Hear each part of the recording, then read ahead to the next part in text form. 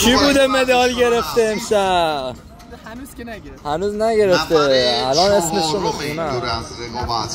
عرفان نیست. عرفان نیست. باریکالله. آروم بزن. چه حسی داری آقا عرفان مدال گرفتی؟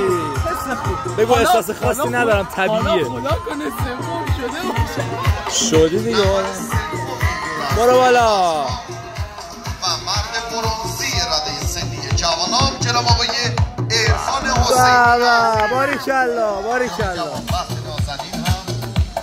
بله کسب مدال برنز این رقابت رو تقدیم حضور این ورزشکار عزیز و اما نایب قهرمان این دور از رقابت ها در رده سنی جوانان جناب آقای سید احد حسینی عزیز